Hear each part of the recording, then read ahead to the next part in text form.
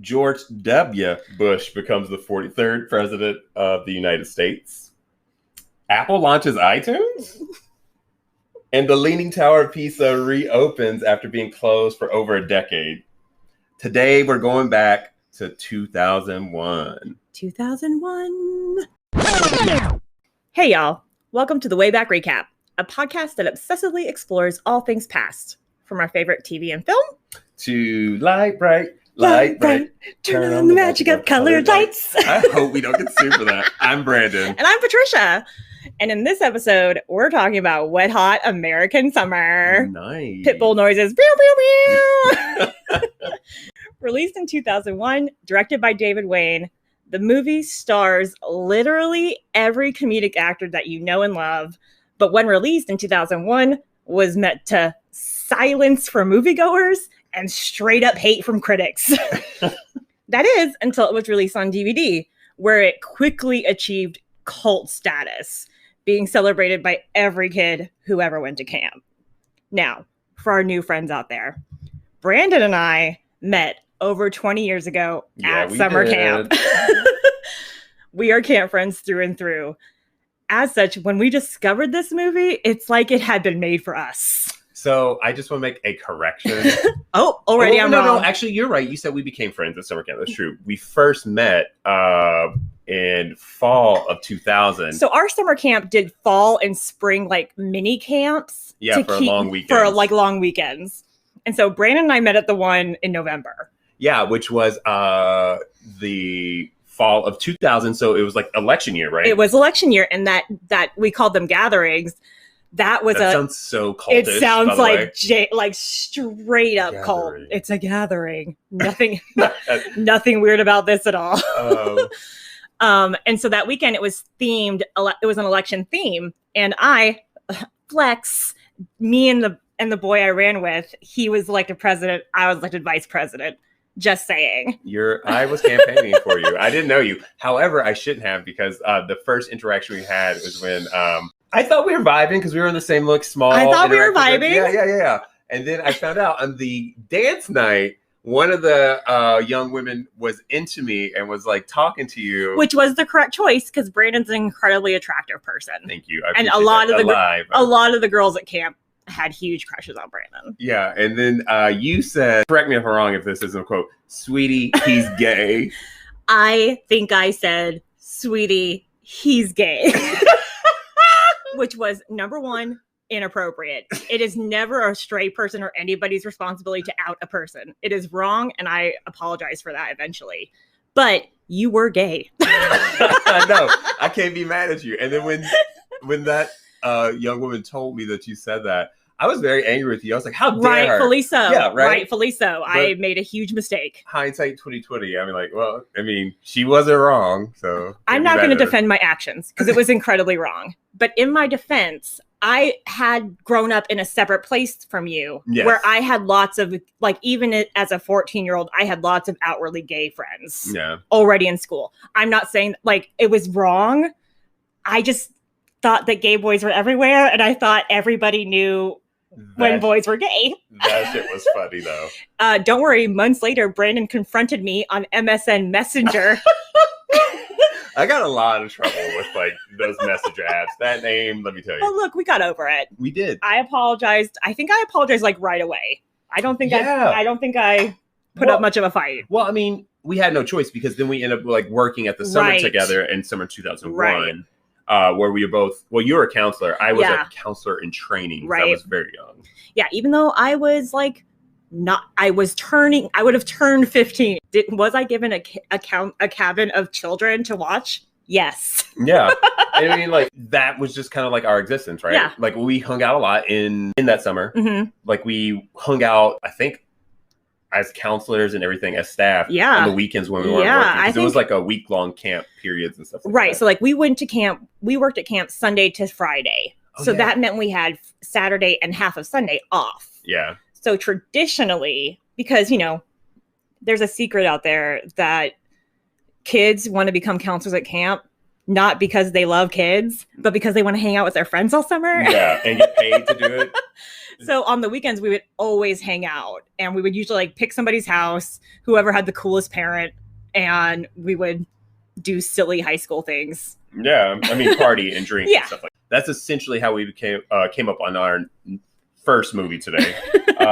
So in summer 2001, we had that camp job like we were talking about, and then we went to Blockbuster of all places. Because we were 14 years old. To get the party started, drinking stuff. So I remember like specifically like walking down the aisle and I saw the words wet and hot. And I was like, oh, my young teenage loins love those words.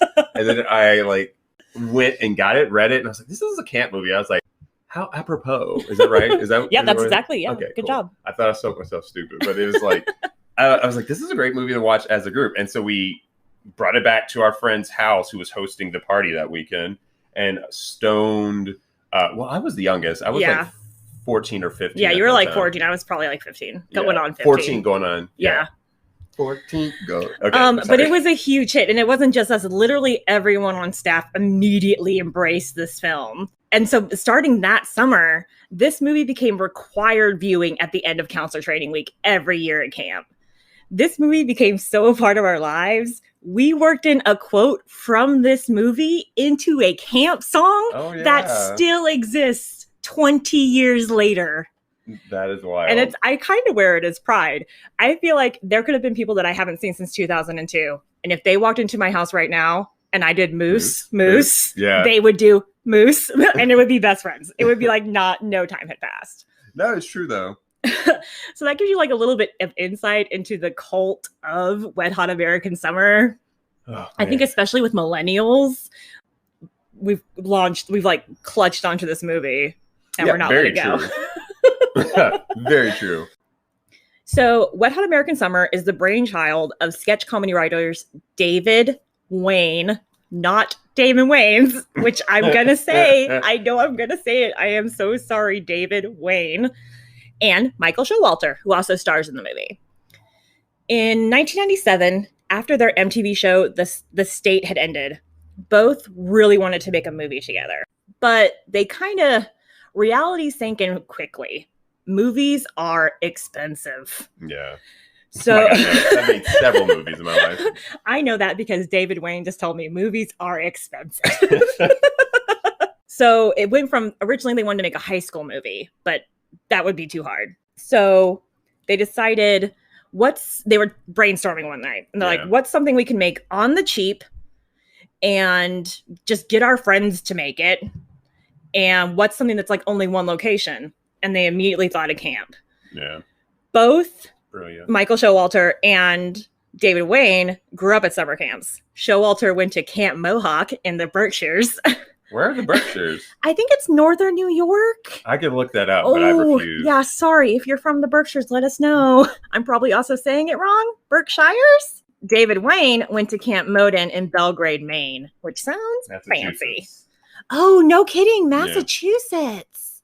Yeah. I think so. It's the first thing that came up when I Googled it. But Google wouldn't lie to us. So Michael Showalter and David Wayne started with an outline, thinking that they would get themselves, who are improvisers, and they would cast other improvisers. And so they wouldn't even need to write a script. They could just like write an outline. But that gives me so much anxiety. Oh my God, my hair's standing up. I hate it. Yeah. It makes me want to die. Their producer, Howard Bernstein, who kind of signed on early, but wasn't enough of a name to carry the movie himself, but he was involved. He told them, like, that might not be the best way to go. So Showalter and Wayne just started sharing camp stories. And eventually they had a script written in no time at all. Because that's how it goes with camp stories. Yeah, it's wild. So with their producer, Howard Bernstein, they put together a bunch of table reads to try to garner more money, to try to get more people to finance the film. And they had some serious big names to some of these table readings. Like Janine Garofalo signed on right away. That's wild. But then also like Stephen Colbert, Thomas Lennon, basically anyone who was ever on the state. That's loyalty right there. For real. It was great. So eventually 3 years later, they secured about $1.8 million to work with, which sounds like a lot of money in my brain, but it's a tiny budget for a movie. For this podcast, we utilized a book written by Showalter and Wayne called Wet Hot American Summer, the Annotated Screenplay. This is a great book. Yeah, great buy too. Really, I can't. If you're at all interested in this, I recommend it. I also recommend it if you're interested in how to write screenplays. They give a lot of practical screenwriting advice. Really cool. I didn't know that. Yeah. So even if for some reason you're broken and you don't like Wet Hot American Summer, but you want to write screenplays, it could still be a good read for you. My nerdy ass loves it because there's a bunch of behind the scene photos. I love that stuff. Yeah. So the foreword to the book is written by Michael Ian Black, who stars in the movie as well. At the time the pair were writing, Michael Ian Black hosted a show with them. And so he was kind of along the ride while they wrote this opus. So because of that, they asked him to write the foreword in the book. He describes the rainy, cold shoot as an absolute blast, as the cast and crew lived at camp while filming.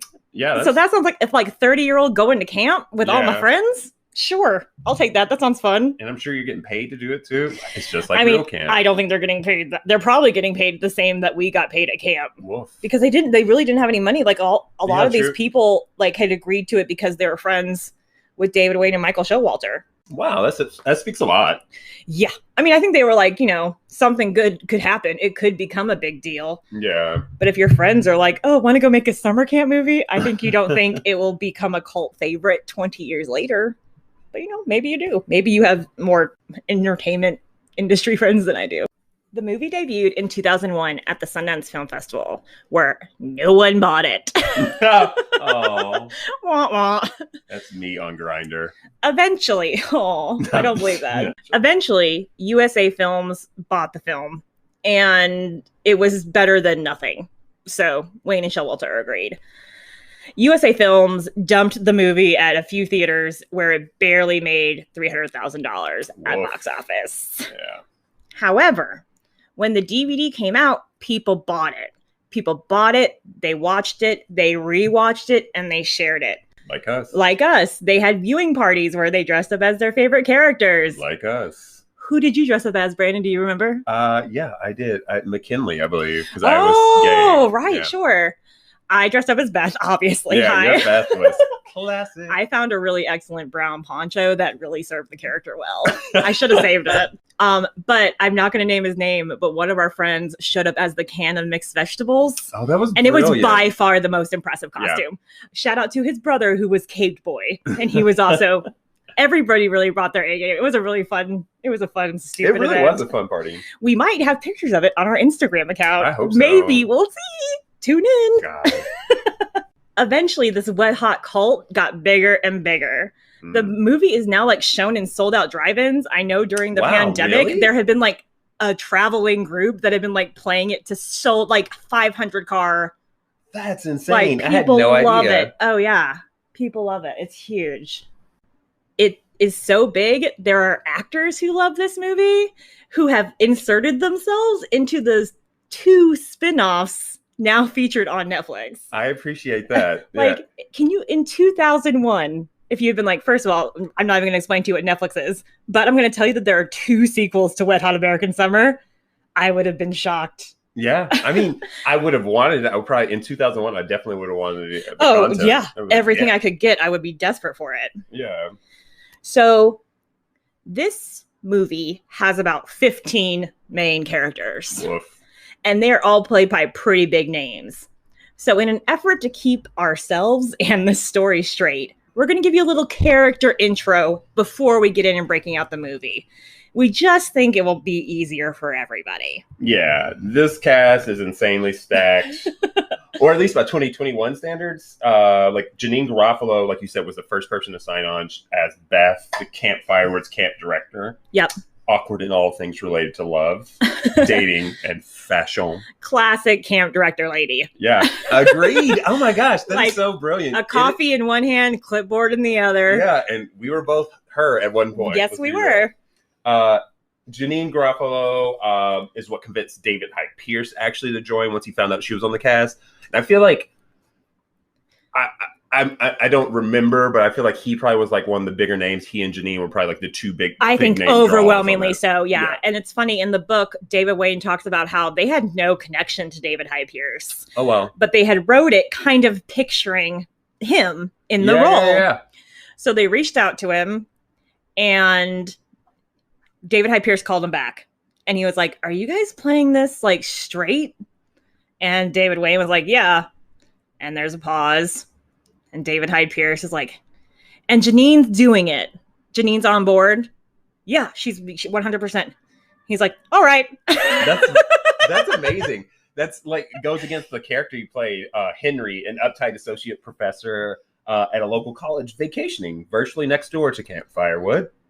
And then we have Christopher Juicy Booty Maloney as Gene, the camp cook and volatile Vietnam vet with a propensity for Freudian slips. Molly Shannon's also in the cast as Gail. She's the arts and crafts coordinator, recently split from her ex-husband, Ron. She's prone to emotional meltdowns and seeking advice in questionable places. Excellent. Molly Shannon's a legend. Yeah. And then the movie creator, right? Yeah. Michael Showalter, he plays Coop. He's a counselor. He's your naive, nice guy who's hopelessly in love with Katie, a fellow camp counselor who's like the girl next door type, played by Marguerite Moreau. Y'all may know her from the Mighty Ducks. Flying V formation. Yeah. Maybe you've seen her in some classics like D2, the Mighty Ducks. Exactly. Anyways, she's dating an insufferable jerk. In this case, it's Paul motherfucking Rudd. Yeah, of all people. You heard us right. Disney property. Paul Rudd. And he plays Andy, the camp lifeguard, who is pretty hot, admittedly. Yeah, everybody thinks so. But equally shallow and pretty shit at his job, which is very true of pretty much any hot dude who's ever worked at camp. Here's the thing. You worked at summer camp. I want you to message us and tell us who the camp hot guy was and whether or not he was a jerk. Also into Andy is Elizabeth Banks' character. The fly, hot, sexy, and beautiful counselor that loves barbecue. Yeah, you heard us right. Elizabeth Banks, the third highest grossing female director of all time. Really? Yeah, Pitch Perfect movie. She's just behind Patty Jenkins. That makes so much sense, but I would have never known that. I know. That is wild. Yeah. And then we have Major Dad fame coming off that hot. Marissa Ryan. Just kidding. She was actually dating Michael Showalter at the time. Really? So they were having a hard time finding actresses to be involved. Wow. And so Marissa had been there for some of the table reads just because she was there. Yeah. And I think both Showalter and we were like, we should just let her do this. She's good at this. Yeah, it's a fun character. Yeah, and she's great. Yeah. Aces.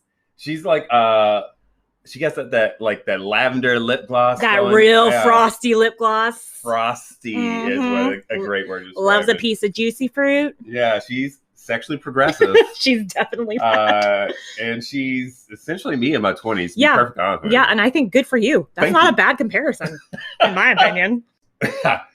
Brooklyn Nine-Nine's Joe Latrulio is Neil. I probably butchered his name. He's great. We love him. Amy Poehler. Yeah, Amy Poehler. Yeah. She plays Susie, a theater geek. She's actually in charge of the talent show, and she takes that shit seriously. Don't bring any of your bullshit attitudes. And her right hand is Bradley motherfucking Cooper playing Ben, and he's suspiciously close to fellow counselor McKinley, played by Michael Ian Black, as we talked about earlier. This is Bradley Cooper's first movie ever. He was still in film school. That's wild. I didn't know that. Yeah. Again, another Academy Award winner or nominee. I don't know if he's won, but he's definitely been nominated. He can nominate his dick. I'm just kidding. I'm kidding. Oh, and Archer and Bob's Burgers, H. John Benjamin. Famous man. Plays a can of mixed vegetables, which will make sense later. Maybe. Brilliant. And then we also have Zach Orth as JJ and 80 Miles as Gary. So 80 Miles was actually like the prop master. Really? And again, he was a person who was just standing in, but then he was super funny. And so they gave him like a whole role. He's also in, speaking of role models, isn't he? Doesn't he play? Yes, he plays the the guy who runs the organization, right? Or like the volunteer. Oh, the volunteer. That's Jane right. Lynch be playing That's that. right. And that's right. Brilliant character. Role models. Guess what? That's coming soon too because we love that movie. So that's our character breakdown. It's still going to be so confusing. So I definitely recommend watching the movie with us. As we always do. And that's what we do. We have the movie playing while we watch. It's just, we're visual people. And this is a podcast. So the opening credits show a giant campfire where, quote unquote, teenage counselors. It should be noted that like the youngest person in this movie is like 27. Yeah. Like they're all playing 16-year-olds. And that's part of the joke. Like something I think definitely critics didn't get about this movie is like they're laughing at it. Yeah, it's a parody, like it's a parody. Yeah. Like it's supposed to be ridiculous. Dumb. That's the whole point of it. And so when people are gripey about it, I'm like, you're confused. Like, do you think Naked Gun is a cop movie? Like, I don't know what's wrong with you. Oh, man. So the counselors are big campfire. People are drinking. People are making out. Classic campfires. Yeah, absolutely. What happens with counselors? Yeah. True to form. The movie proper, after the opening credits, we start with a title screen that tells us it's 5:57 a.m. on August 18th, 1981, the last day of camp at Camp Firewood.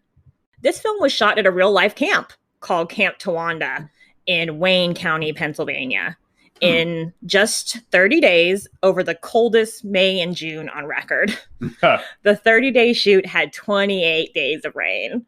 And a fun game to play in this movie is to look in the background and see if it's raining, because it's raining all the time.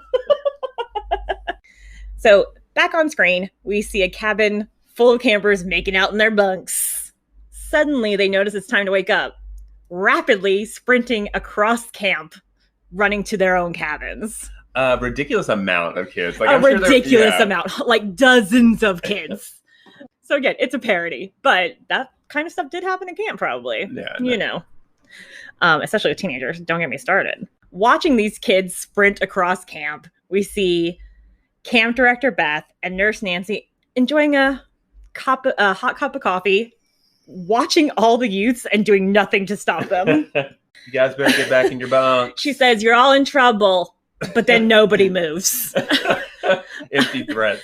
Empty threat is the number one tool in the counselor's arsenal. Yeah, absolutely. I can't murder you. I can't do anything really. Yeah, please just follow the rules.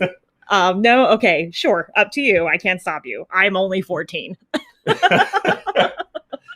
So we see camp guitar guy. Every camp has a guitar guy. Yeah, or a guitar lady. Or a guitar lady. We had a lady. Person. And the camp loudmouth, Moose, announced that it's time to wake up. In the boys' bunk, 10 campers sing loudly, getting their counselor, Coop, to wake up. David Wayne tells the story that this is exactly how they woke their campers up, or their counselors up.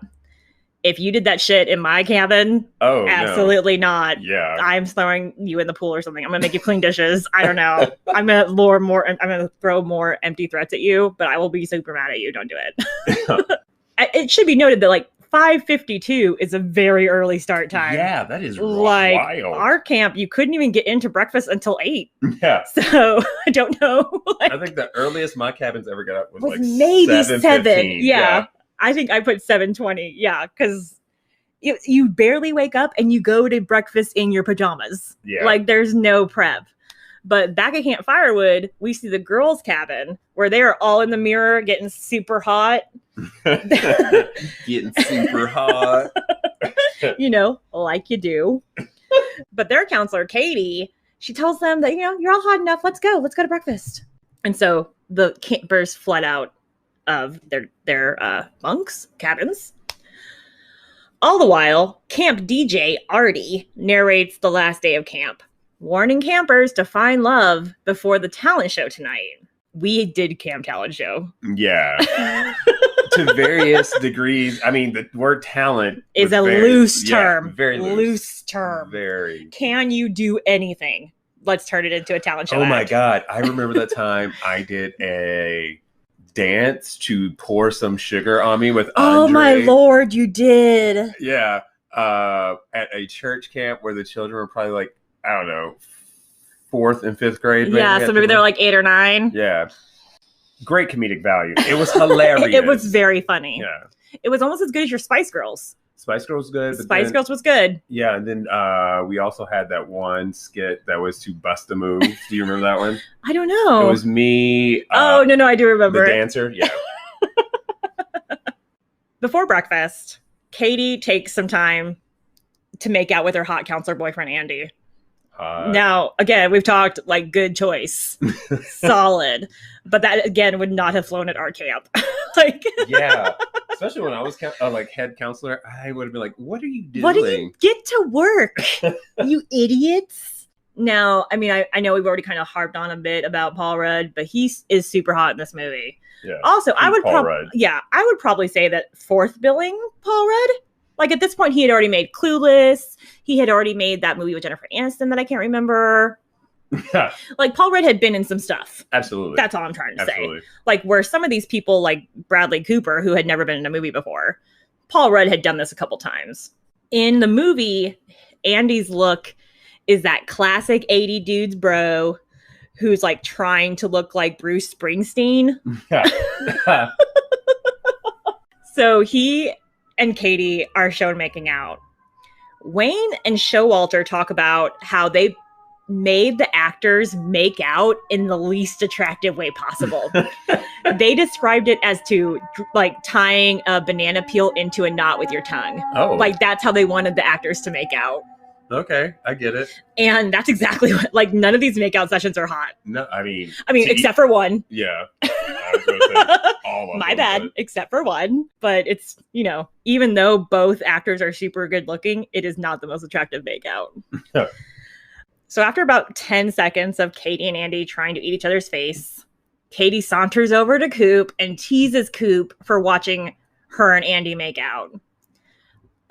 Don't make out in front of everybody if you don't want people to see you making out, Katie. I agree. Or do. And so Coop gets like, you can tell that he feels super uncomfortable right away.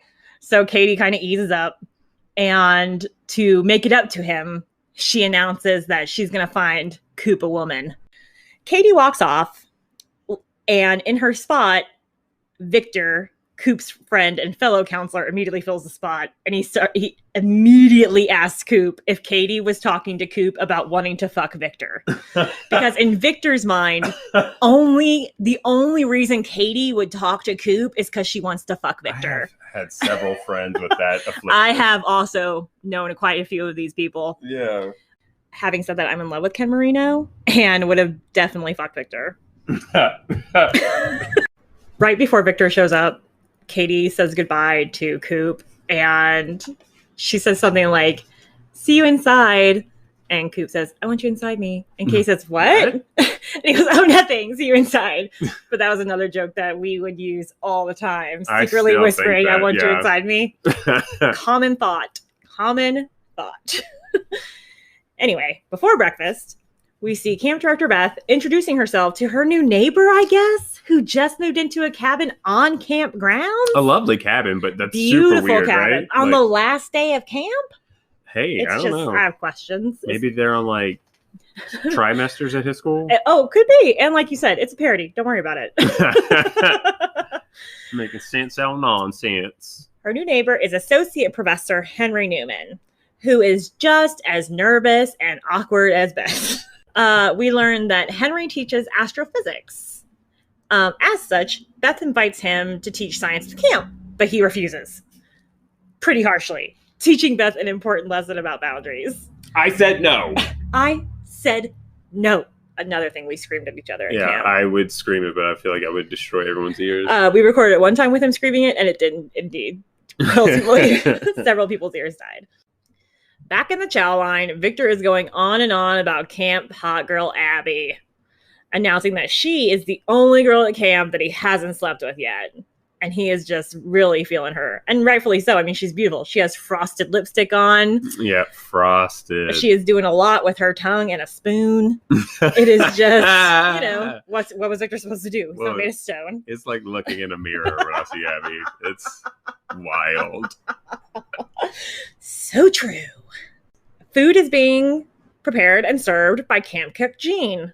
Woof. Jean is gorgeous because he's Chris Maloney. And he's just like, he's got like a belly shirt on. His big Jesus Christ crucified tattoo is being like Is that front real? and center. Do you know? Oh, yeah, that is his tattoo. For real? Yeah. Wow. Yeah. It's fine. Chris Maloney, I love you. Wild. While serving food, Gene takes every chance he can to berate poor kitchen staffer Gary, who just silently takes Gene's abuse. Oh, I don't mean to laugh. That's awkward, but it's funny. We meet some campers. We see Caped Kid inviting the hot girls to play D&D, but they respectfully decline. And by respectfully decline, I mean they call him a douche. At the counselor table, Beth congratulates the staff on a summer well done before she sees Henry looking for the indoor kids, which he finds pretty easily. We see Mort Kid, Cure Girl, Mall Rat Girl, Caped Kid, and Medieval Kid, who all volunteer to spend the last day of camp doing science experiments with Henry, making Beth incredibly happy. Now, a little short, these characters are never given names besides the names I just used. They are credited as Cape Kid, etc., etc., etc. My personal favorite is Mort Kid because I just feel like Mort and Mindy is such. Well, I guess for the time period 1981, it was probably like a very super topical. Yeah. But in 2001, let alone 2021, less topical. Yeah. If you're a young person, let us know. Do you know about the show Mork and Mindy? Do you understand the reference? I comment on our post. A young person, and yes, I do. So. Back in the kitchen, Gene is reminiscing about his time in Nam before yelling at Gary to make the fucking bug juice for snack time. The packets are in the pantry right next to his dick cream. I mean, stick ball. I'm going to make some. I gotta go play some stick ball. Gotta go. Meanwhile, Beth breaks the news to Victor that she promised some campers Victor would take them out on Moose River today. Victor is furious because it's the last day of camp. He doesn't want to take some campers on the fucking river. He wants to have sex with Abby. Listen, relatable. Very. Always want to have sex with Abby. I always want to have sex with Abby. I never want to take campers on the river. Absolutely not. Big no thank you. And while Victor kind of throws a fit, he eventually, does what he's told because that's the job.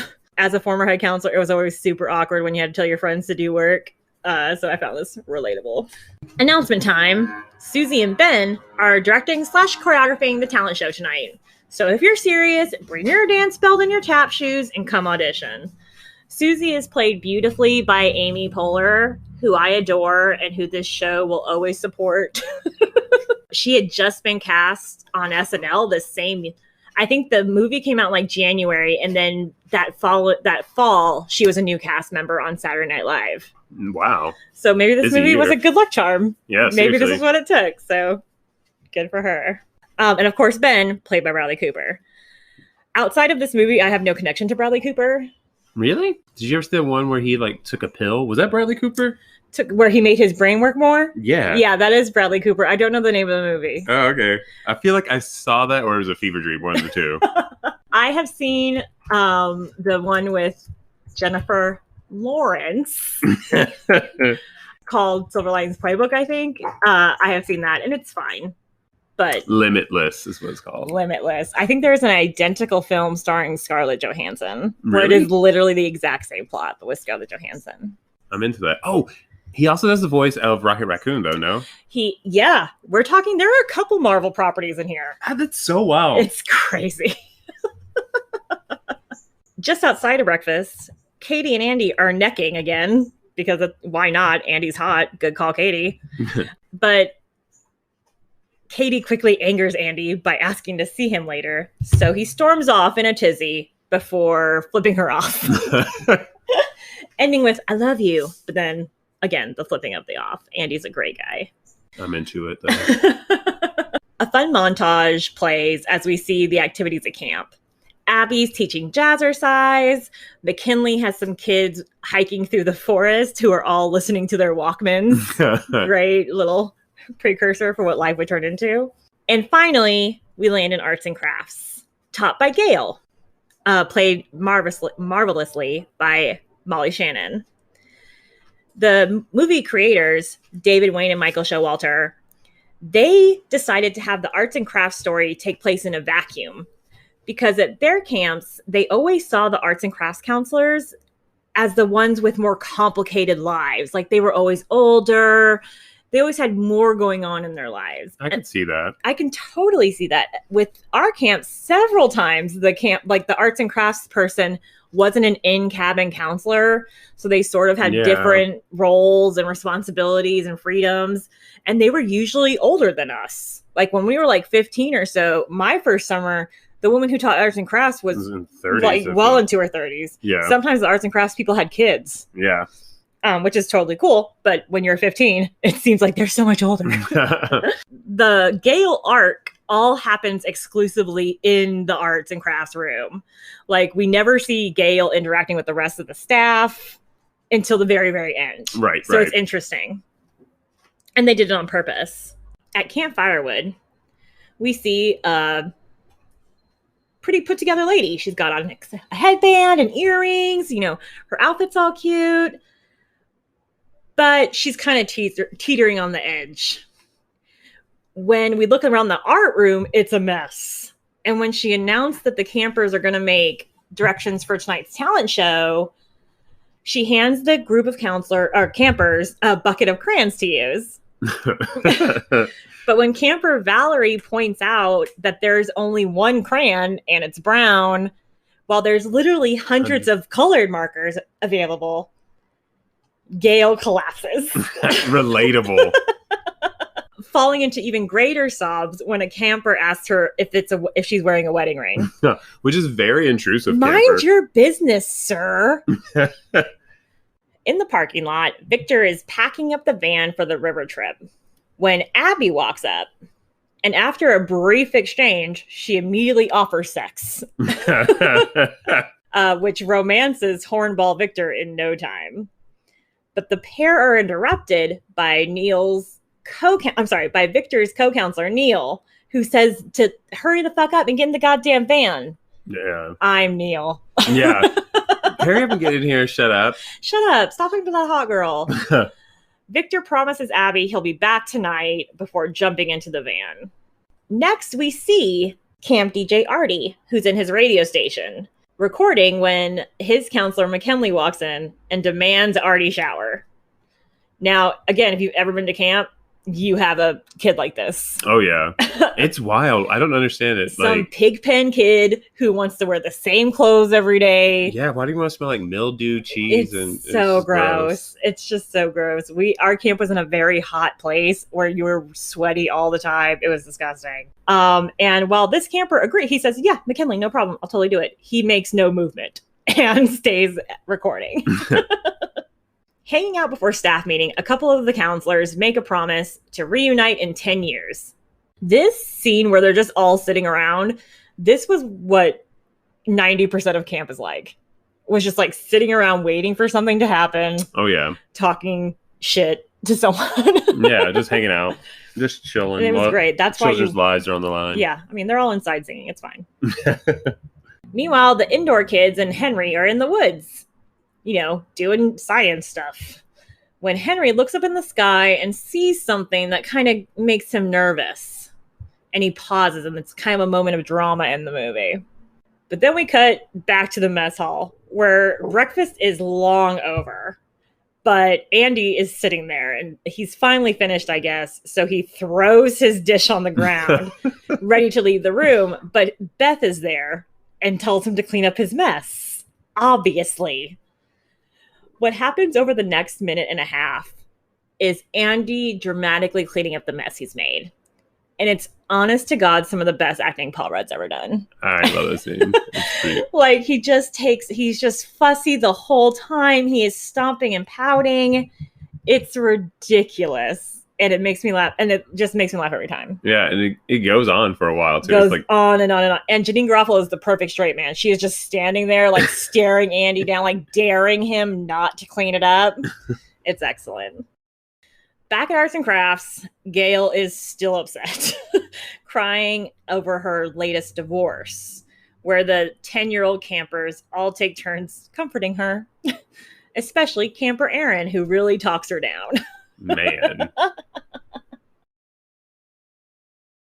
So my 8th grade algebra teacher, whose name I won't say, was going through a messy divorce, I assume. So instead of talking to like a therapist or adults about this, she felt our first period algebra class was a great place to kind of like vent about all this stuff. Maybe because it was first period. Man, I don't know.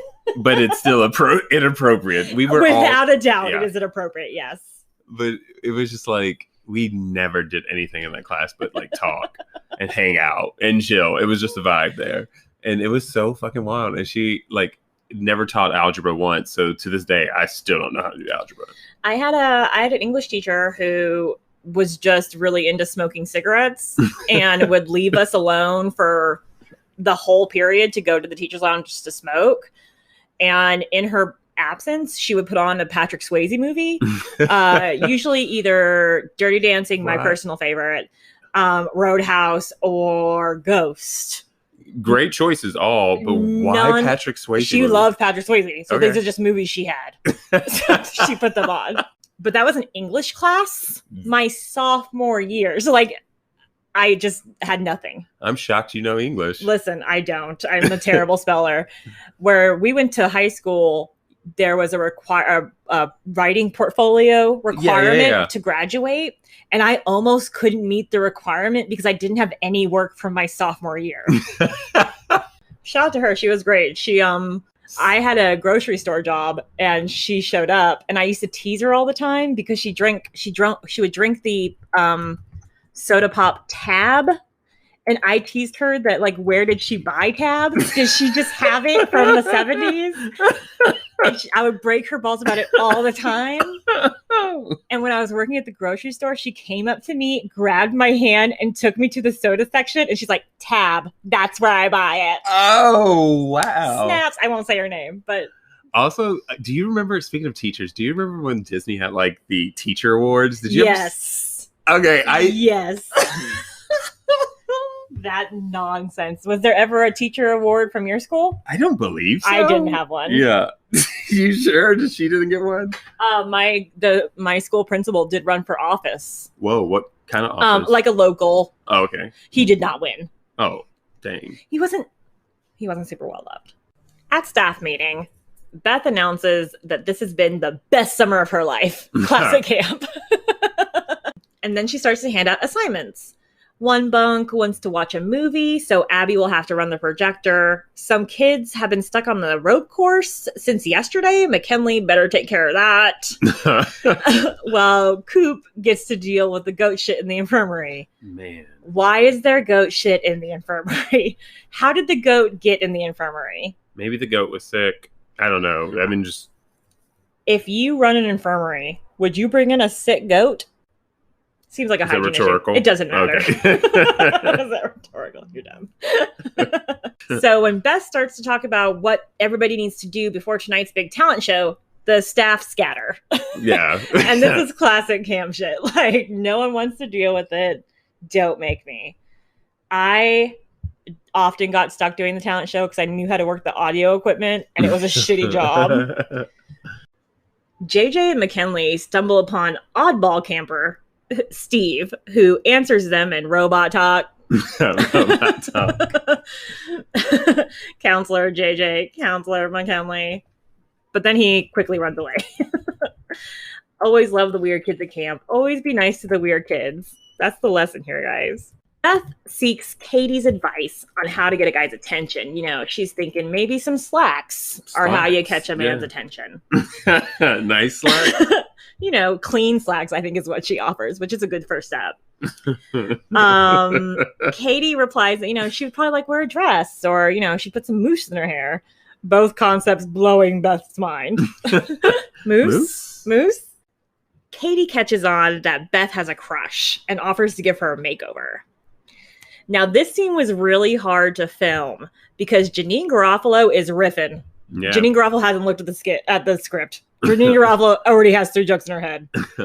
Meanwhile, the actress who plays Katie, she came to production like 2 or 3 days before they started filming. Wow. And she was more of a classic trained actor. So she had the script And so when you have one person reading a script and one person riffing, it can be a hard scene to get through. It's kind of like you working with me because I do not read the scripts. It is just like that. But they found their rhythm, and it's a really funny scene. It's one of my favorite scenes in the movie. Oh, yeah. On the waterfront, we see quote-unquote lifeguard Andy sunning himself before hot girl Lindsay swims up. Elizabeth Banks is stunning. Like, she's so beautiful here. Furthermore, I know that water was ice cold. The actors could only be in it for a couple minutes because they would turn blue. Wow. So Elizabeth Banks is in this teeny tiny bikini. Teeny tiny. She's in the water, and then she films the rest of the scene wet out of the water. Sis is a champ. I'm impressed. Yeah. But truly, honestly, because you said it was like the coldest winter. The coldest spring they'd had on record. May, June, yeah. Mm-hmm. And it's like, we live in a place, if you got in Lake Michigan in May, it could be very, very cold. Yeah. Not anymore because of global warming, but traditionally. So Lindsay and Andy flirt over Andy's been writing in his journal, in his gurnal, and she corrects him and he goes, whatever, I'm not as smart as you. Really good flirting from Andy. Andy's a fox in this scene. Stone Cold Fox. The cut-off jeans are just... The jorts. And then he's fuzzy. He has chest hair. He's got leg hair. It's hot. You're hot, Paul Rudd. Call us. Duh, he knows that. So while Lindsay and Andy are flirting, a camper asks Andy if he can take out the camp speedboat.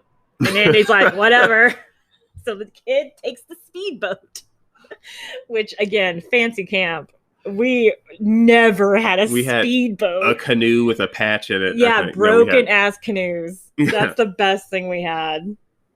Meanwhile, Katie and Coop are going through girls at camp who could possibly be girlfriend to Coop, where we see some really classy high school flirting from Coop. Debbie Waxman? Maybe Debbie. She's so horny this summer.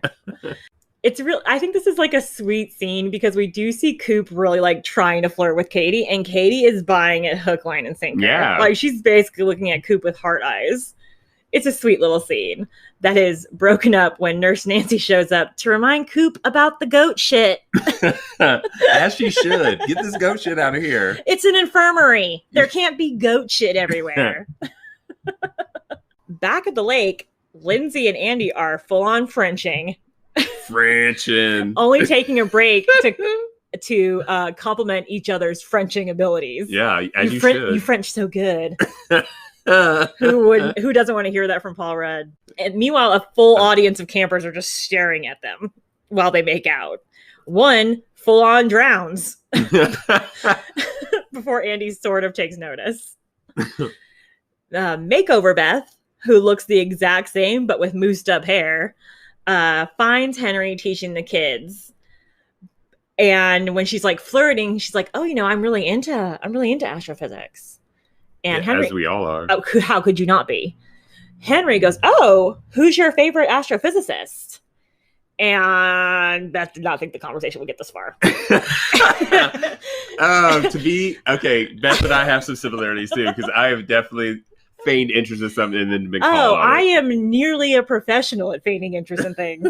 I would just make up a name and be like, "Oh, they're a pretty small astrophysicist out of Sweden. You probably never heard of them." And I would just make up a name. But I'm a born liar. So it's okay that Beth isn't as up to it as I am. B Chama, is he that good? So instead of like just being honest and being like, "Oh, I don't know an astrophysicist," she creates an excuse and quickly runs away. Andy is confronted by the swimming buddy of the camper who drowned and says, "Hey, you just want a pizza party. Why don't you come with me?" And the next scene is Andy pushing the child out of a moving van. Ne'er to be seen again. Nurse Nancy there's a real moment, like a real classic romantic comedy moment here, where Nurse Nancy directs both Henry and Beth to the library so they can both learn about camp directing and astrophysics, respectively. Good scene from Nurse Nancy. Yeah, Nancy came in solid with this. Library. Beth gets into the camp truck, which, honest to goodness, looks exactly like the truck we had at our camp. Like, the rust is in the same positions. It's eerie how much the trucks look the same. The same truck. It might be.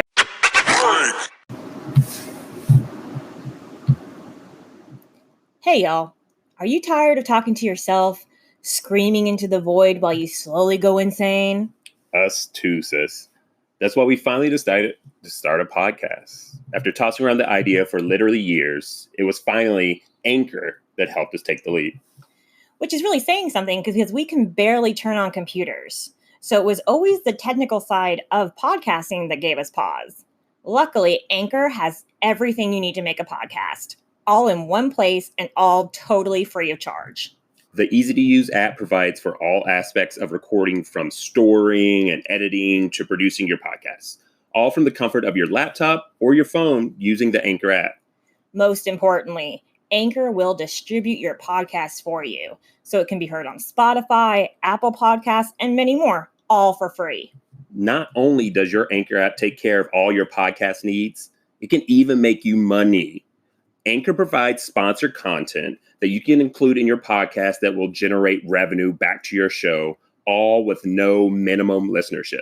Meaning, even if my crazy aunts are the only people who listen, we are still getting paid. Maybe you love talking about 18th century battleships or the latest celebrity blunder. Take the leap. Anchor is with you every step of the way to make your podcast dreams a reality. Download the free Anchor app or go to anchor.fm to get started. So when people see Beth in the camp truck, counselors jump in the back because they're not going to miss a chance to go into town. Going into town is the best high you can get at camp. Seriously, man. Go and get like junk food like they're doing. Going to get some junk food. Dairy Queen Blizzards is what we used to get. 100%. Go hang out in the parking lot of a Walmart. Or like just buy crap you don't need. Like it was just so red fun. Vines. I would buy a bunch of red vines, like snacks and stuff for it.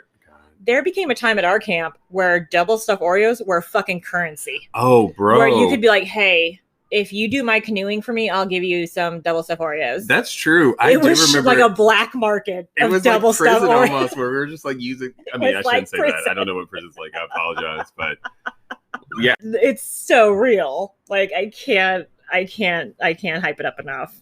And I wish you could sell that feeling. Like when you're just so hyped and happy and excited. Oh, it was so fun.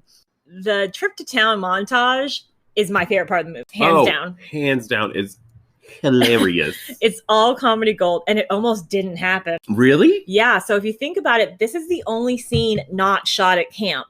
So in movie making words, that means money. Yeah. So now we have different locations. Now we have extras. Yeah. Now we have to set up different lights. We have to set up different sounds. This is all more money, more money, more money. Yeah. But Showalter and Wayne really stuck their guns. And they're like, this is integral to the film. I agree. I couldn't agree more. I agree because it's like, I feel like going to town is an experience. We would get one night off a week. And you always prayed, or you're the head counselor like me, and you stacked it for yourself because you're selfish. Hi. Yeah, I'm a child. You got to schedule nights off. And if you were lucky, you got your night off with your girl, and it was going to be a fun night. Okay, I'm going to make a long story short because we can talk about it ad nauseum at some other time. But do you remember when we had the night off together? When there was like this huge fucking storm back at camp, and then there was a giant tree that fell down on the main road. Because there was so where we were from was very prone to summer storms. Yeah. Sometimes tornadoes. Yeah. And a storm came through camp, and we had been off site. Yeah, having our night off. I mean, we had just taken it because it started at like dinner time. Right. Starting at dinner time, you were off. And this was the double win for us because it was messy game night. And we hated messy game night because it's a pain. Yeah, it's so true. It was. But then but since it's messy game night, all of the campers are out at the pool. So when a storm comes through and all of the campers are at the pool, this is crisis. Oh, yeah. This is like the worst case scenario. We're not at camp, but we're actually in a pool too. Do you remember? We're visiting. So one of the other counselors had family members in the same town our camp was, and they had a pool. So we went to their house to be away from kids and go to pool. Yeah. The storm came through. It was so scary. I felt so bad for the people at camp when the storm came through because these guys sounded like they survived a war. They were like, I was grabbing kids and running for shelter. Dude, it was shocking. Terrifying, like hearing about that. Like I couldn't imagine because I didn't mean to cut you off, No. but I remember being in the pool and then like kiki and laughing and stuff, and then like within a split second, the sky was like completely black, and then like wind was blowing like tables and stuff over, and so we like got out of that pool. I'm gonna sound ridiculous and country right now. You can feel when a tornado is coming. Like I feel it in my bones. I can feel it. It's just it's coming. Yeah. And her aunt and uncle were like they took it super serious, and we like got inside really quickly. Our camp was in the middle of nowhere. Yeah. So we couldn't physically get back to camp. Roads were down. There was no power. There were no phones. We couldn't communicate with camp. Camp couldn't communicate with us. They just knew we were off site. Yeah. Whoa, it's all coming back. It's all coming. So we went into the main town because we thought we had another girl who was with us was over 21. And so like she was like, we'll get a motel room. And oh my gosh. Yes. We might cut all of this out. But if you're still with us, one of the kids with us was a diabetic, had to have medicine every single night. Yeah. Like, so no matter what, we had to get back to camp. Yeah. So eventually cell phones popped back on and we were able to contact camp. And I think by like midnight, we could get back to camp. Like people had cleared the roads enough. Right. It was drama out the wazoo. Every single counselor was like trying to call their parents. Because remember, not only are our parents concerned about us, the counselors, we have 50 fifth graders here. Yeah. Like, imagine if your kid was at summer camp and you knew a tornado went through it. Yeah. And then you can't get a hold of anybody. Yeah. Oh, my God. But I also remember, like, not to be spilling anybody's tea, but, like, we even went to the hospital that night. We did. Oh, my gosh. Because this gentleman who had a medical concern had, like, a panic attack. Yeah. It was very scary. Yeah.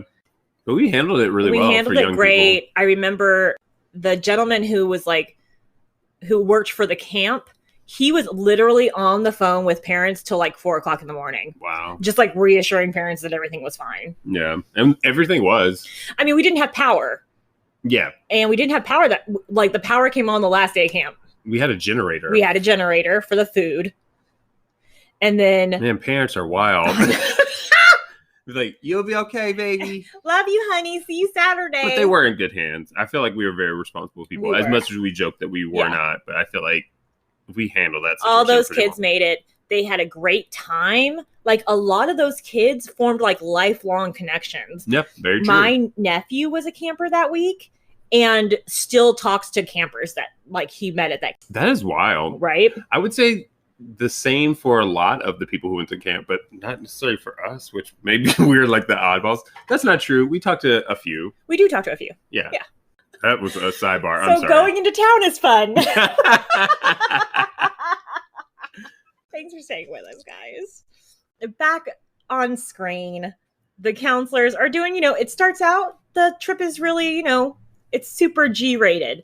We are in the library where Henry and Beth are grabbing books to study.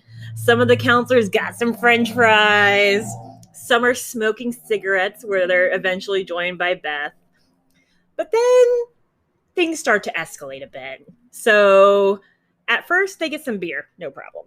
No problem. Beer seems about right. Then they get some pot. Great call. Excellent choice. Then it's a back alley cocaine deal. Then Beth and JJ beat up an old lady. That is my favorite. And take her purse. It's so fucked up. Jimmy Garofalo sucker punches the old lady right in the gut. It's a really good physical comedy scene. Oh, man. The scene eventually ends in a heroin den. Yes. Like it usually does. Like it always does. Here are a few of my favorite details about this scene. Firstly, going to town is great.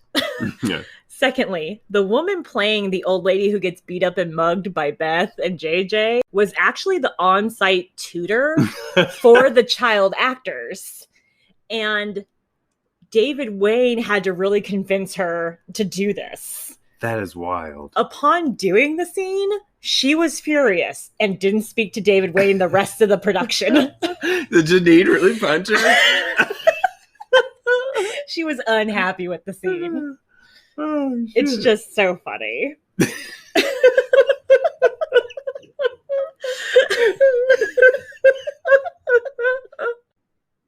We next cut to them arriving back at camp. Everyone smiles and sunshine, telling others that it's fun to get away from camp, if even for only an hour. On the way to Moose River, Victor is driving the camp van with Neil and the campers. But he's driving like a madman. He's like going way too fast. He's being crazy. Neil pressures him. He's like, what is wrong?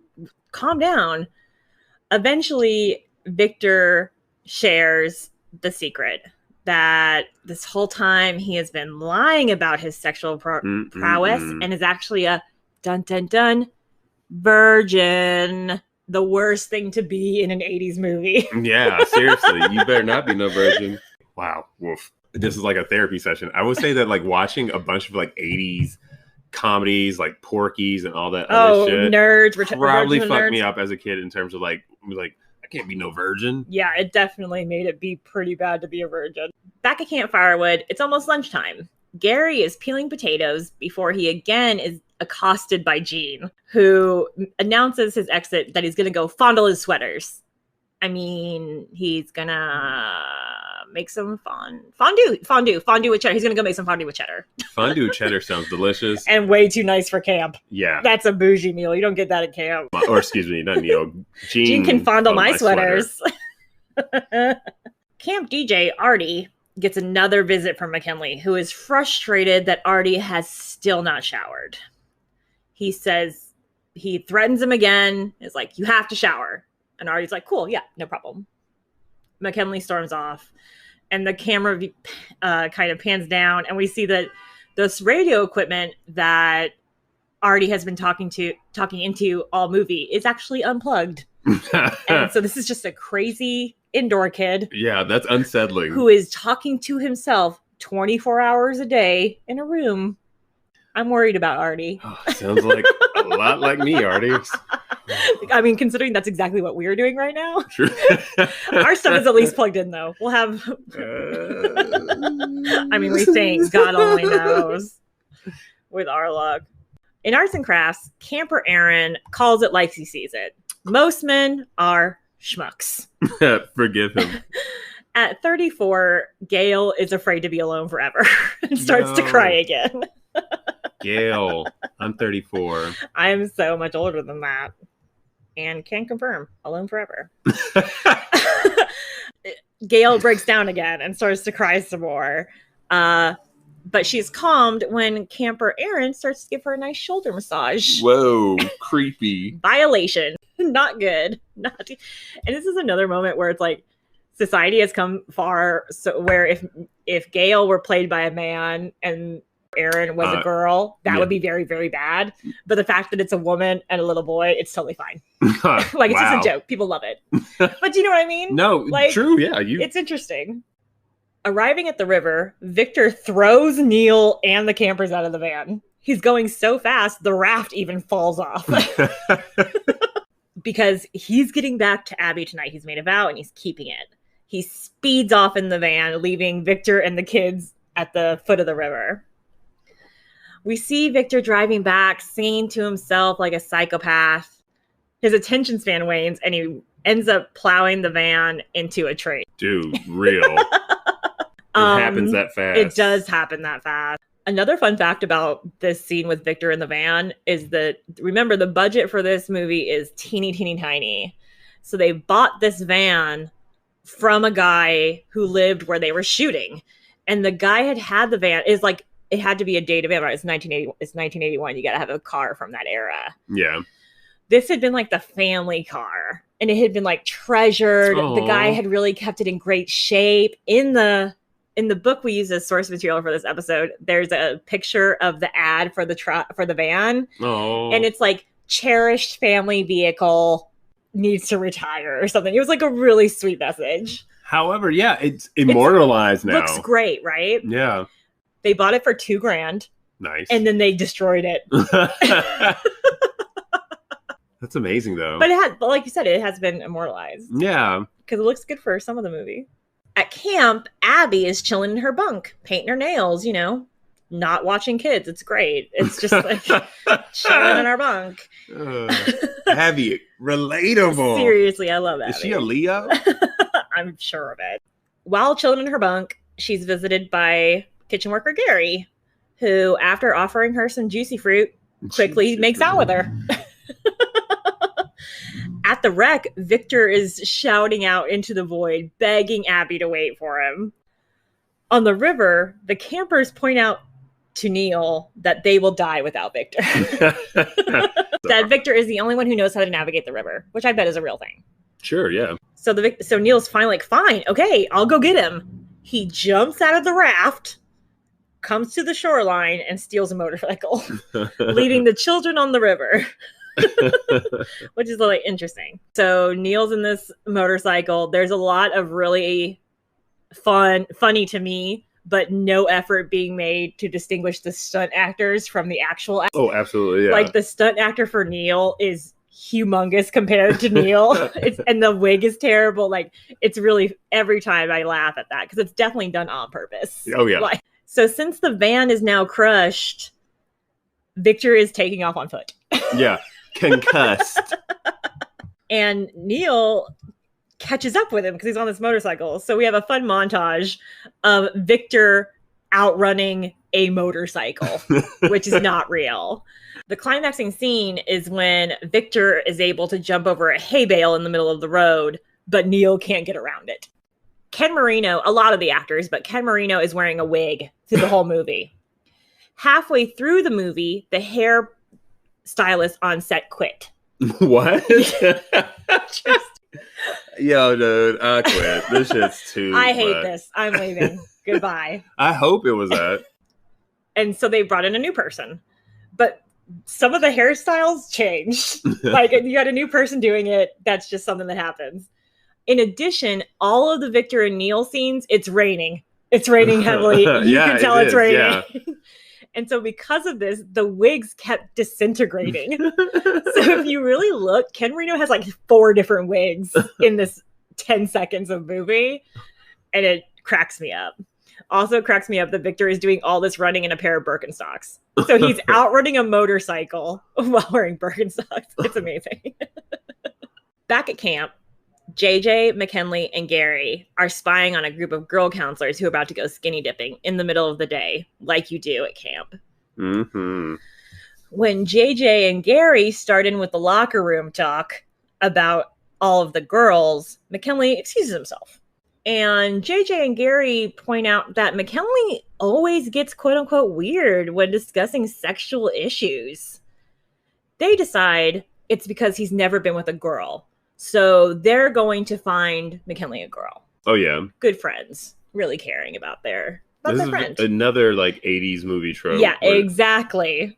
Trying to get somebody laid. And also, probably my second favorite scene coming up. Yeah. Next, we see McKinley kind of walking alone on a foggy hill. Again, it's clearly raining. It's beautiful. And then he walks into I think it's like a tool shed or an equipment shed of something. And he walks in with like a huge smile on his face. And we quickly learn it's because he's looking at Counselor Ben, remember, played by Bradley Cooper. The pair share a very intimate moment. And then a tender love scene plays out. I don't mean to laugh, but let me tell you, my intuition did not steer me wrong with my little gay self when I picked that movie out. And I was like, somehow on the inside, you knew that there would be a gay love scene. And you were like, yep, I'm in it. It's the only scene in the movie that is played totally straight. Like, it's ridiculous. Since the film has come out, the question Michael Ian Black gets the most is, what was it like to kiss Bradley Cooper? Yeah, I would guess that. To which he answers, pretty fucking great. Bradley Cooper was just recently asked who his best on-screen kiss was. And he said, Michael Ian Black. Take that, Lady Gaga. I haven't. Wow. Yeah. This was a film that sparred conversations with some people I knew about what a top was and what a bottom was during gay sex. Interesting. And I was like, oh, well, in this film, McKinley's the top. And they're like, whoa. Straight boys, their minds get blown so easily. Not just their minds. I'm tired. I'm a child. That's kind of the grade A content you're getting here at the Way Back Recap, folks. So it's time for the big game. Another classic trope from summer camp movies. No. This is the team we've been training all summer to take on Camp Tire Claw. Just kidding. Everyone decides that this is trite and a tired trope, and they don't really feel like it. So they cancel the game. Yeah, they're cool with it. Yeah. Yeah, no one wants to play a stupid baseball game, turns out. No. One girl has a really nice, what is that kind of, that's not a puka shell necklace, but it's like. The shelled necklace. Yeah. I don't remember what they're called, but they're very popular in the film. Interesting. JJ and Gary see McKinley running into the woods with Susie.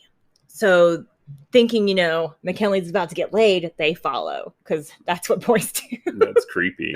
But voyeurism's a thing. I don't mean to yuck somebody's yum. As long as it's consentful. Yeah. As long as you have consent, fuck it up.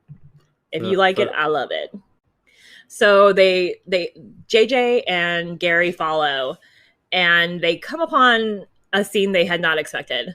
Susie is playing flute, and standing about knee-deep in the water are Ben and McKinley, being married by Beth. This is my future ideal wedding scenario if I ever get married. I have also married gay men. You have, yes. I'm telling you, me and Beth, man. Yeah. Is this Patricia's autobiography? Should she sue? I think the only flaw here is that Ben and McKinley are wearing dashikis. And I don't understand why that's happening. Yeah, it's interesting. But it's a beautiful union. But JJ and Gary are pretty shocked. Also, I've seen this gay couple before. Let me tell you. 100,000,000% we have. It's time for the camp picnic and capture the flag game. Woo-hoo! Now, I have no experience playing maybe one or two times I played capture the flag at camp.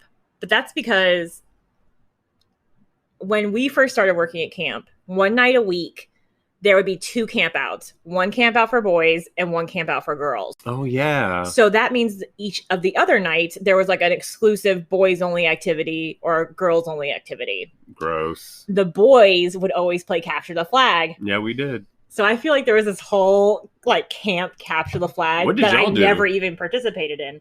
Oh, we would do like movie nights or skits in a bag. Oh, wow. Very creative stuff. Yeah, or like a big art project. But I know the boys would get really into capture the flag, right? Yeah, it was very tribal. It was weird. You would split up into the, if I remember correctly, I think we had neon color like flags and stuff. So it was like, there was a flag that was like neon yellow and neon orange, and we would divide them up somehow, forget what it was, but then kids would play, but camp was slanted, so sometimes the kids would get hurt. It was a mess, but it was a lot of fun. You know me, I'm competitive. Yeah. I will. Yeah, it's Survivor up in this bitch. I'm getting that fucking flag. I love it. I'm using all tactics. I remember one time I pretended to be captured because I remember that you had like the flags on you. I think you had maybe 2, if I remember this correctly, and this is not like some made up. Hey, if you went to camp with us and you were a boy who played capture the flag, comment. Yeah. Reach out. We'd love to hear from you. Yeah, truly. And I apologize for anything that I ever did. Same. You're probably not mad at me. It's probably just Brandon, but just in case. Camp director Beth, Ben, and Susie stumble onto Camp Weird Kid Steve. In an effort to break him out of his shell, Beth offers to let him in the talent show so that he can show the whole camp whatever it is he's been working on all summer. This scene is funny because talent shows, you did always want like the quiet kid. You did want the quiet kid in the talent show. Yeah, absolutely. Like you wanted him to come out of the shells. What camp's for? The camp magic. Well, you're maybe never going to see these people again. Yeah. So it totally doesn't matter. I wouldn't be surprised if we never saw these people again. At the camp picnic, Katie is spending some time with Andy, but he blows up at her over nothing and ditches her to go get some ribs. With Ben, Susie throws a fit over Beth usurping her talent show powers. I love that. How dare you? I still say that shit today. I've said that shit 2 days ago. I said it. But just like Victor before her, Beth's the boss. So Susie accepts it. But as Beth walks away, Susie throws down her clipboard and she says, "Ugh, she always wins." And then she gets mad when Ben keeps picking her clipboard back up and handing it to him, and he yells, screams at him to stop. It's a great scene. Amy Poehler is gold. Beth, I may regret saying this. But how dare you? The indoor kids are discussing how we are all crew members on Starship Earth. Nerds. No, I'm just kidding. Henry shares that he is only an associate professor and therefore less than. Yeah. The group has a good cry and a group hug when Beth arrives. She makes the group a deal. If they come to the picnic and watch the Capture the Flag game with the normal kids, they can take the rest of the day to study science. Beth and Henry flirt, both sharing what they learned about camp directing and astrophysics. Beth has a short little monologue where she shows what she learned about astrophysics. This scene was brutal for Janeane Garofalo because, again, she didn't read the script. She's not here for the script, but she has to get through this little section. The kids are all in the scene too, and so they were all trying to be cool and encourage Janeane Garofalo to get through the scene. The Cure girl says in the book, she's like, I think she said on the 19th take. Wow. Janeane got it. They literally almost blew the take because they all erupted in cheers. I'm like, this is adorable. That's an adorable story. I love the indoor kids. I don't love Henry, but I love the indoor kids. Yeah, no. I'm telling you, the indoor kids are pretty relatable.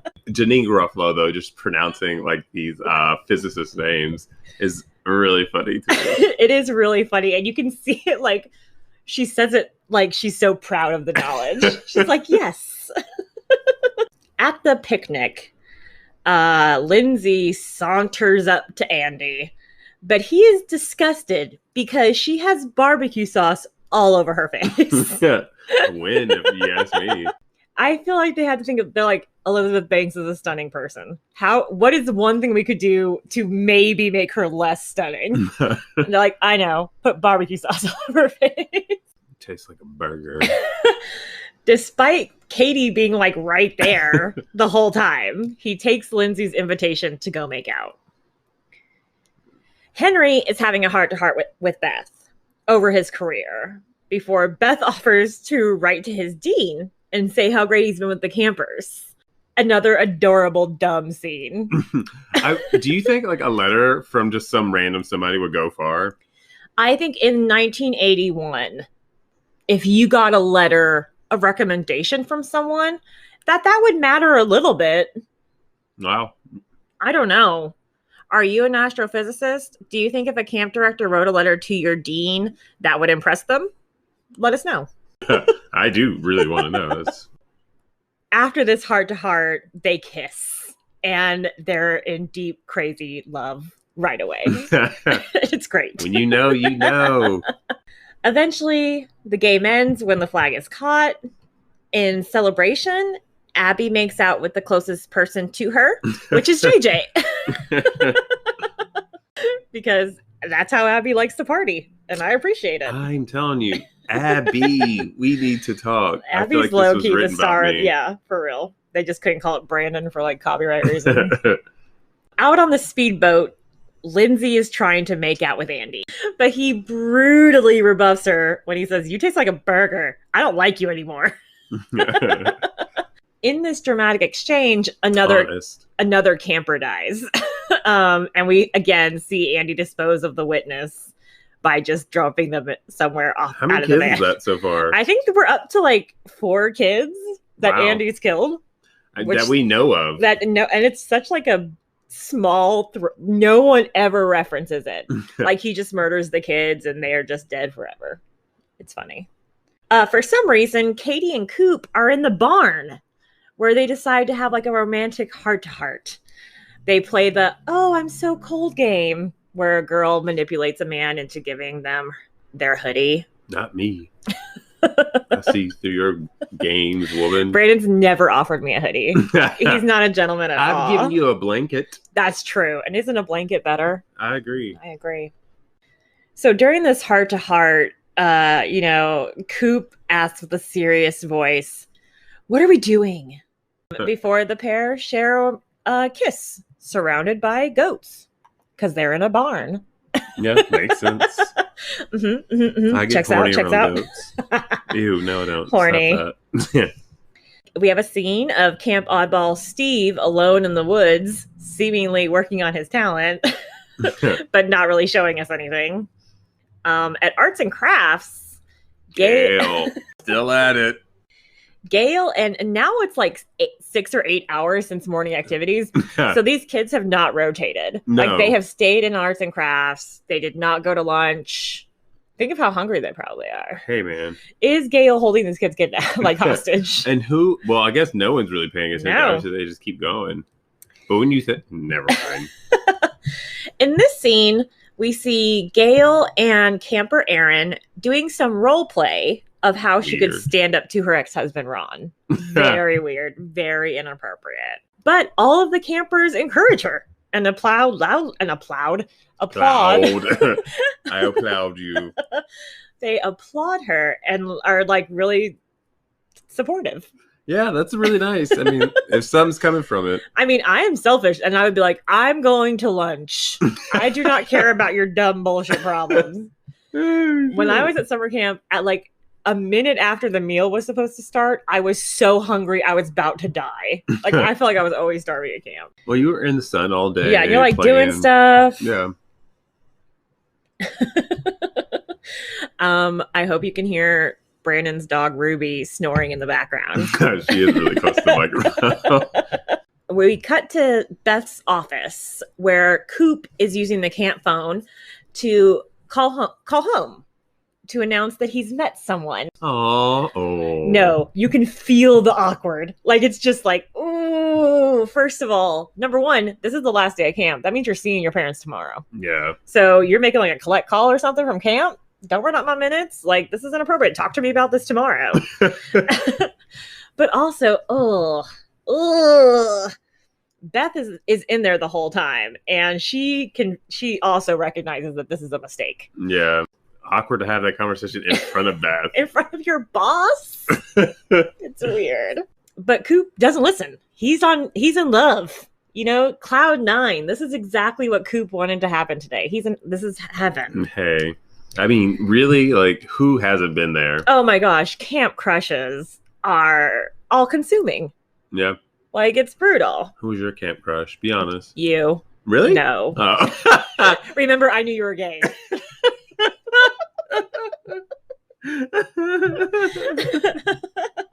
Plus, we all know it was your brother Brian. Oh,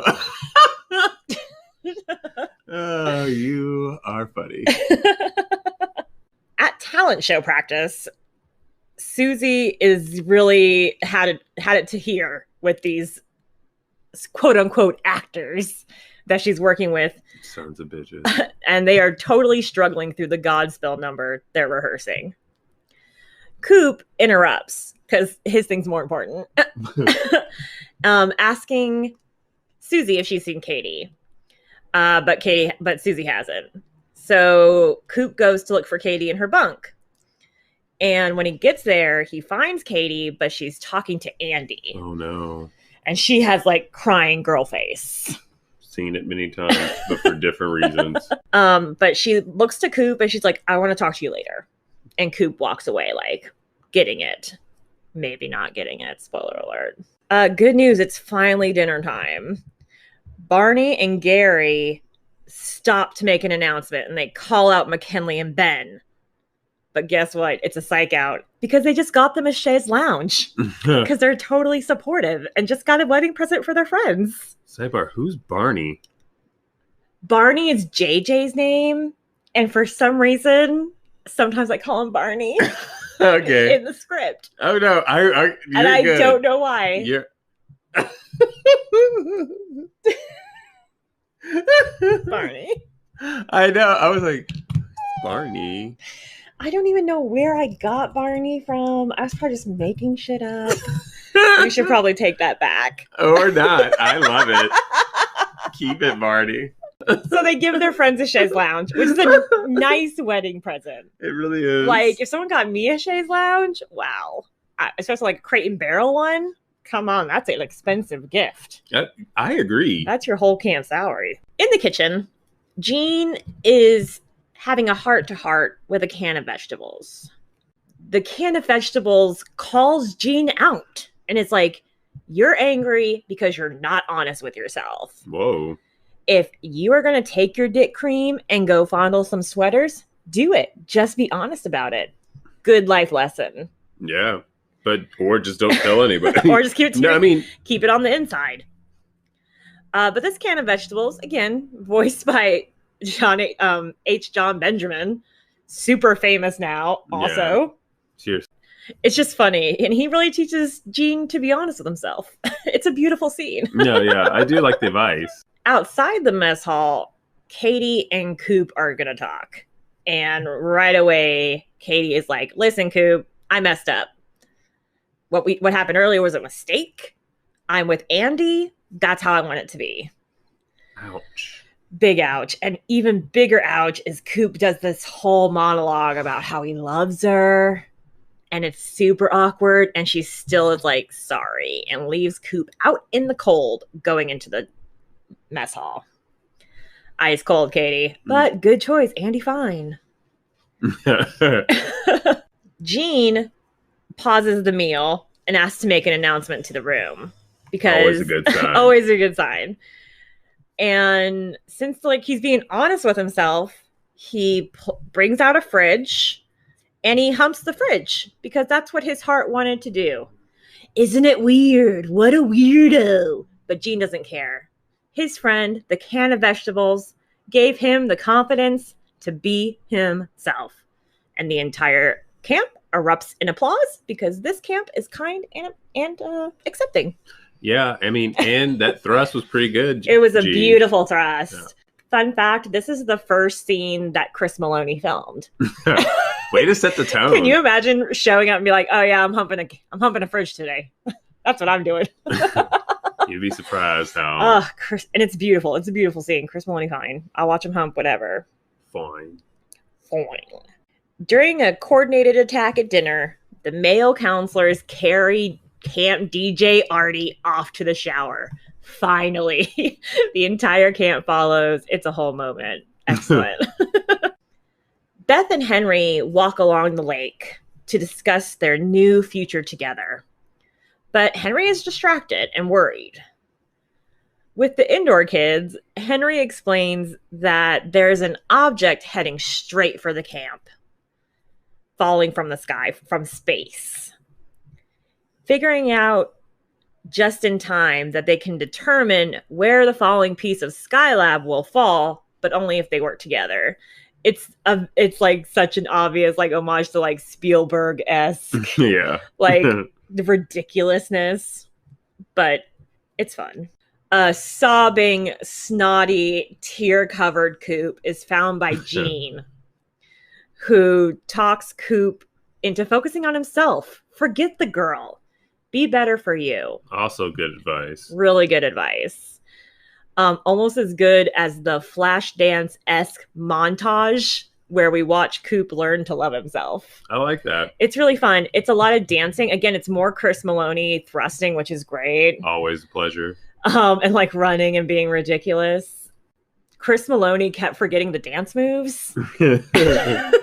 And so there was like behind the scenes footage of Michael Showalter trying to like teach Chris Maloney like the 1-2 step. It was funny, but it makes me love Chris Maloney even more. Meanwhile, Victor has finally made it back to the camp, beaten and battered. Neil is also back. Neil immediately alerts Beth that Victor bailed and there are children alone on the river. Good choice. Drama escalates immediately. When a phone call from Victor is tracked to coming from inside the camp, Beth and Neil erupt, racing to the only other phone at camp, which is in the infirmary. Beth and Neil kick in the door, attack the desk, screaming for the phone, knocking over everything they can reach. Oh, man. It is the most chaotic, ridiculous scene. Also in my top 3 Also favorite in my scenes. top. Yeah. The phone. Where's the fucking phone? Another quote I could give to a stranger. And they're like, yes, I also love that movie. Both Janine Garofalo and Jolo Triglio, I'm sure I said that wrong, I'm sorry. They both loved this scene and were excited to film it, but they were also a bit nervous. So since the budget on the movie was so tight, they only had a certain amount of props for the actors to destroy. So it's kind of like take one or not. But they nailed it. Good on them. Really good input. Thank you. I'm good at this. So the talent show is about to start. Outside the main hall, Victor stumbles, muttering words to Abby, who stands on the stairs making out with Camp Loudmouth Moose. Victor is heartbroken, but Abby doesn't even remember his name and tells him, quote, "You snooze, you lose." Yeah. Good. Also, good advice. Abby is a queen. We should all aspire to be more like Abby. Beth and Neil find Victor, where Beth begs Victor to be part of the solution. And he and Neil rush off to the river to save the kids. Back at the lakefront, Henry's device is working, but fuck my cock. It's even worse than I thought. They had to beg David Hyde Pierce to say fuck my cock. Really? He did not like the line. I would say it in a heartbeat. I do say it in a heartbeat all the time. Oh, fuck my cock. It's just a good turn of phrase. The crisis is even worse than he thought. Within the next 90 minutes, the rec hall will be crushed by the piece of Skylab. Girl. Very dramatic. Victor and Neil arrive at Moose River when the camera stays on Neil the whole time while Neil reacts dramatically to Victor saving the kids. Oh my God! It's gonna get... No way! It's excellent acting. And is a great way to save on practical effects. But don't worry, Victor does save the kids, and all is well. The indoor kids, having accepted their fate of death, are just laying all together. Same. When Henry suddenly thinks of a solution, but he needs a device to randomize numbers between 1 and 20. Don't worry, Cape Kid never leaves the house without his 20-sided die. Classic D&D reference. I never played D&D. I would like to, though. I feel like I would love it. Yeah, I would like to play it. I would LARP it. You gotta have a really good dungeon master because they run the game. So if they're not good, it's a shitty game. All right, cool. Let's do it. Let's start our own D&D. Okay. Do you want to be our dungeon master? Write in. Maybe you're already a dungeon master. Having accepted that this piece of Skylab is going to fall and crush the camp, Beth runs into the rec hall where everybody's waiting for the talent show to start. And just as she's about to evacuate, Cure Girl tackles her and whispers that they found a solution. So Beth pops back up and announces that the bad news is that there is no bad news. Oh, twist. MC of the talent show, straight from the Berkshires, is Alan Stemper, a stand-up comedian played by Michael Showalter in old man makeup. The entire set of I'm so old jokes are solid. My favorite line is, "I'm so old, Jesus Christ was my counselor." Funny joke. The talent show starts, and it's a classic camp talent show. Broom balancer. We've seen those plenty of times. Absolutely. Classic one. Campers singing. Done. Yep. All the time. Always. Moose lights his fart on fire. Very exciting. I would clap for that. And this is all happening while the indoor kids are furiously rushing to try to stop this piece of Skylab. Doing their part. The talent show is interrupted when, gasp, Gail's ex, Ron, shows up. Judah Friedlander, no? Yes, exactly. Good job. He wants her back. Gail stands her ground and tells Ron to beat it. All while Camper Aaron has her back. The entire audience cheers when Ron storms off. I mean, I'm proud of Gail. I'm really proud of Gail. It's hard to do. Yeah. Doesn't want to be alone forever. Susie and Ben's musical number starts. Day by Day from God's. I'm not going to sing it. It's a solid number, and the entire crowd gets into it. Despite that, when the number ends, the entire audience boos. Deep within today's wet hot cult, there is some debate about why the audience boos. David Wayne cleared things up and said it's a reference to Camp Firewood being a Jewish summer camp and would therefore not like the very Christian musical number. New badass doesn't care about anything. Coop shows up. He's in a belly short. He's got on short shorts. Everyone's paying attention. He tells Katie that he's leaving. He's grown up a lot since dinner. And he's going to see the world. But before he leaves, he gives Katie a present. Outside, Beth is getting more nervous. They can see the piece of Skylab in the sky. Back in the talent show, it's Oddball Steve's turn, where he has some X-Men-esque powers, where he summons very strong wind that is contained within the rec center. Hey, that's... It blows everyone out of their seats. But just before then, Katie runs out of the rec hall to follow after Coop. She's opened the present, and it's Coop's prized flannel. Oh. Outside, she chases Coop down and declares her total love to him. And the scene ends with a sweet embrace. Everything is as it should be. Yeah. During Steve's talent, outside, Henry's device is working, and the piece of Skylab is entering the hemisphere. So is Steve doing anything, or is this just the effect of something falling from space? That is the question. I've always kind of wondered that. Anytime I've seen this movie, I've been either too drunk or too high to kind of process it. Yeah, so. That's fair. And maybe they have nothing to do with each other at all. Yeah, truly. But these two things are happening at the same time. Luckily, Henry's device works, and it throws the Skylab off course, where it lands with a thud, not hurting anyone or crushing any building or people. Nice. But best case scenario. Yeah, right? Exactly. Really. Inside the rec hall, though, there's still everybody's blown out of their seats. The room is silent, and they're just staring at Steve. They have no idea that something has fallen from space outside, and have to assume that this weird fucking camper can control the wind. So they decide, give him a standing ovation. Yeah. And it's the right choice. If he has powers, be nice to him. Very Carrie. Very Carrie, yeah. The next morning, everyone is leaving. Parents are milling around. There's cars coming in and out of focus. Classic last day of camp stuff. I loved the last day of camp. Henry runs into Beth, and he announces that he won an award. And he's been hired by NASA. They're going to move him to wherever NASA is. What's it called? I don't remember. But Cape Canaveral? Cape Canaveral. Is it? It is. Yeah, good remembering. I don't know if that's right. If that's wrong, embarrassing. And don't worry, Beth's coming too. They'll fly her back for summers.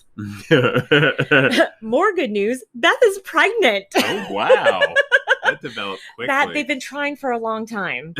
But God finally answered their prayers. It's an excellent scene. Right after that announcement, another announcement, Gail and camper Aaron are getting married. Beth's gonna be the maid of honor. Inappropriate. It's so dumb, but that's why it's great. Yeah. Jean says goodbye to the can of mixed vegetables. The indoor kids all sit together and reflect on their victory and about how they're all best friends now, which is perfect. Katie shows up with her bag and says goodbye to Coop, where she breaks up with Coop again. I know, that's awful. Coop was heroic and sincere, but Andy is fucking hot and she just wants to fuck him. So, sorry. Good choice. But... And also, sorry. No, go ahead. Very honest. Very honest. That's important. I thought that was a great communication there, Katie. A+ communication. I mean, I don't like the back and forth. Like, that's not nice. Like, don't then tell him you love him 4 minutes later. Yeah, true. And honk, pulling up behind him is Andy in the car with his parents, I think. Gosh. Ready to give Katie a ride home. And, when you expect Coop to, crumble and sob like before, he's just like, oh, fair enough. Have a nice year. Like, he's totally cool about it. Good guy Coop. Good guy Coop. Katie jumps in the car with Andy. They drive off, and the camera pans out as Coop and Beth walk off screen. Another summer down. There's an after-credit scene of the counselors reuniting 10 years later in 1991. JJ is late, and the group is annoyed. Yeah. And the movie ends. Oh, that was great. Yay, Wet Hot! Other thoughts. First of all, there are 2 spinoffs. Wet Hot American Summer, the first day of camp, and Wet Hot American Summer 10 years later. They're both available on Netflix. They feature some of the original cast, but also some replacements. I have definitely watched them, but I don't think they had as lingering an effect. Like, I don't really remember them very well. Likewise, I enjoyed them. I remember did that too. at the time, but I feel like just Wet Hot, the original, and obviously had like a place for Hot. So here are some tidbits from the screenplay annotation that I just couldn't end the episode without including. The first 2 episodes of the book are rejected titles for the movie. Really? Yeah, it's literally 2 full pages. My favorites are Rug Juice 8, Too Intense, Too Intense. Oh, I get it. Tits and Taco Day. And maybe my favorite, Associate Professor Newman Goes to Camp. Very, very earnest. Like, very I earnest. Love earnest movies. Yeah. Anyway, Ernest Goes to Camp, also a great movie. Solid. We'll talk about it. To quote David Wayne, and we maybe have already said this, but it's how I feel at least, and I think it sums up the movie in a fun way. One of the truths about camp is that the counselors are also just kids who are mostly there to hang out with their friends. Yeah. With absolutely no qualifications to be counselors to other kids. God bless summer camps. So this is legit one of our favorite movies of all time. It was so important to our friendship. We were like, this has to be the kickoff of the podcast. Like, this is on brand. This is what we love. I agree. It was a mutual decision on that. 100%. And it's like the end of summer. And it's the end of summer in the movie. Get it? Get it? Love this movie. I think that I'm so glad that they're having success with it still. Like, they're still making Wet Hot things is just like fills my heart. Absolutely, right? Like, I'm glad this has turned into such a cult favorite. I think it really celebrates the people in it. Yeah, I'm happy all these people have had and still do have success in a lot of ways. Yeah, I mean, these people have been nominated for Oscars. They've won Emmys. Paul Rudd is in the highest grossing film of all time. I mean, these people have real accomplishments. And it's fun to see them be dumb and goofy in Wet Hot American Summer. Thank y'all for tuning in. And if you have any questions, suggestions, or embarrassing confessions, please send us an email at thewaybackrecap@gmail.com. Again, that's thewaybackrecap@gmail.com. Follow us on Instagram at thewaybackrecappod. If you'd like to support the show and or listen to bonus content and exclusive episodes, visit our Patreon page. Our original cover art is by Laura Strobush. Remember, wherever you listen to podcasts, follow or subscribe to the Wayback Recap. If you enjoyed yourself, please rate and review the show. But if that's too much, we totally get it. Tell a friend. Preferably the responsible friend who will rate and review the show. And join us next time. I'm Brandon. And I'm Patricia. On behalf of the Way Back Recap, take care of each other, y'all.